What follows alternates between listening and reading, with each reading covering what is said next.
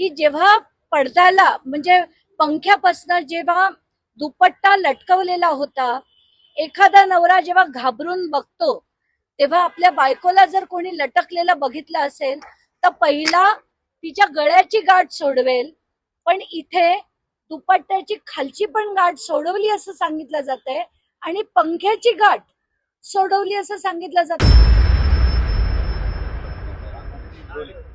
काय पोलिसांसोबत चर्चा? 3 सगळ्यात महत्वाचे मुद्दे जे मांडायचे आहेत, तर पहिला मुद्दा असा की ज्या वेळेस फॉरेन्सिकची टीम तिथे चौकशीसाठी पोहोचली आणि त्याचा व्हिडिओ काही माध्यमांकडे आहे, काही माध्यमांनी ट्विट देखील केलाय, तर त्या फॉरेन्सिकच्या टीमच्या आत म्हणजे घराच्या आतमध्ये एक केकन नावाचा सुभाष केकन नावाचा एक माणूस होता, जो अनंत गरजेचा सख्खा मावस भाऊ होता. त्याचे जर फोटो त्याचे व्हिडिओ देखील आहेत, तर त्याची माहिती आम्ही पोलिसांना दिली. तर तो माणूस फॉरेन्सिकच्या टीम बरोबर आत काय करत होता, हा पहिला प्रश्न.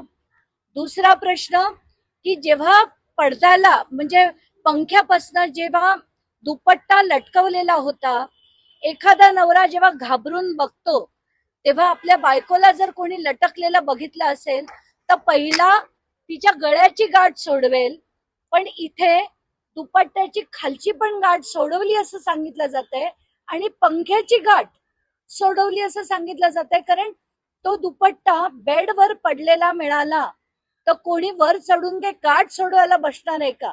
हे सगळे प्रश्न अतिशय गंभीर आहेत. आणि तिसरा महत्वाचा प्रश्न म्हणजे त्याचा लॅपटॉप पोलिसांनी जप्त केलेला नाही. त्याच्या लॅपटॉप मध्ये एक पोलीस आम्हाला म्हणाले की तो पूर्ण ब्लँक होता, जप्त केला विचारला तर म्हणाले नाही. दुसऱ्या पोलिसांना विचारलं ते म्हणतात आम्ही जप्त केलेलाच नाही, आता करतो. आता इतक्या वेळात तो लॅपटॉप काय बदलला जाणार नाही का?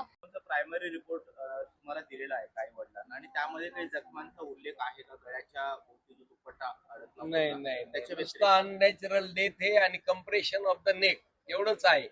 आणि त्याच्यात वार्ड बॉयनीच आयडेंटिफाय असा नेम आहे की पहिलं काही गोष्टी मी सांगू शकत नाही, पण आई वडील आल्याशिवाय पंचनामाच कसा केला?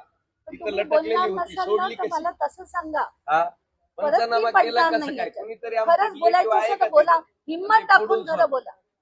आणि सोडून का आले, कसं गेले, काय एवढं पुरावा असताना तुम्ही नाही तर मी आत्महत्या पडणार का नाही लावतात याच्यात. की तुम्हाला